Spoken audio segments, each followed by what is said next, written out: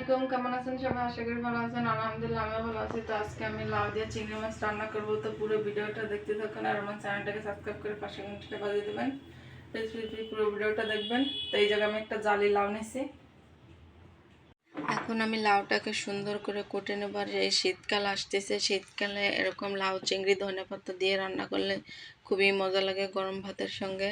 তো লাউটা একেবারে সুন্দর জালি আছে। তো আমি এখন লাউটাকে কুটে নেব।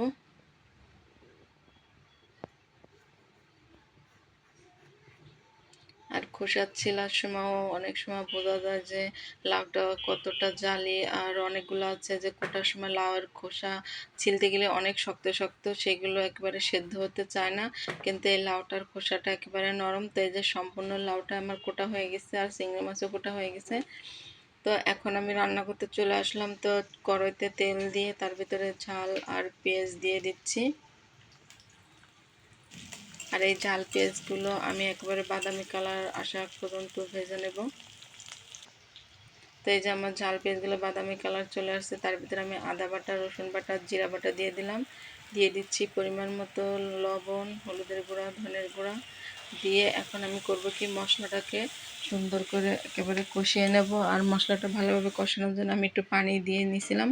তো এই যে মশলাটা একেবারে ভালো মতো কষানো হয়ে গেছে, তেল ফুটতেছে। তো তার ভিতরে এখন আমি চিংড়িগুলো দিয়ে দিচ্ছি।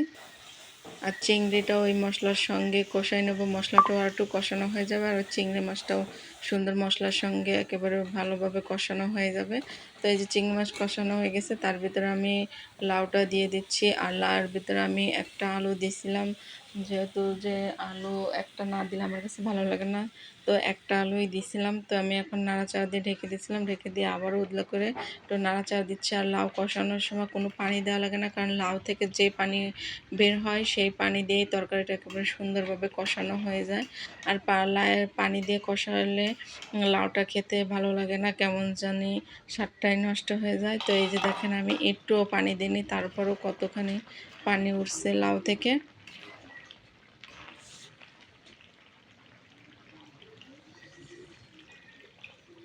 তো এই যে দেখেন আমি লাউ কষানো হয়ে গেছে, এখন অল্প পরিমাণে ঝোলের পানি দিয়ে নিলাম।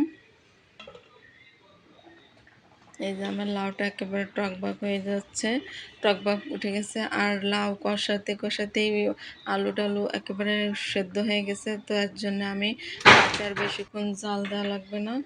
তো এই যে আমার ঝোলের পানিটা দিয়ে দিছি আর লাউটাও তরকারিটা প্রায় হয়ে আসছে। তো এর জন্য আমি ধনে পাতাটা দিয়ে আর বেশিক্ষণ জ্বালাবো না। তো এই যে আমার তরকারিটা হয়ে গেছে। দেখুন তরকারিটা কত সুন্দর কালার আসছে আর দেখতেও কত সুন্দর লাগতেছে। তো এখন আমি তরকারিটা ঢেলে নিচ্ছি। এই যে হয়ে গেছে আমার লাউ চিংড়ির তরকারি। আর তরকারির কালারটা দেখলেই বুঝতে পারতেছেন যে কত সুন্দর হয়েছে। আর শীতকাল মানেই এখন এই যে ঘন লাউ চিংড়ি খাওয়া হবে। তো রান্নাবাড়া শেষে আমার ছেলেকে খেতে দিয়েছি, সে খুব মজা করে খাচ্ছে। তো আজকের মতো ভিডিওটা এই পর্যন্তই। সবাই ভালো থাকবেন, সুস্থ থাকবেন। আল্লাহ হাফিজ।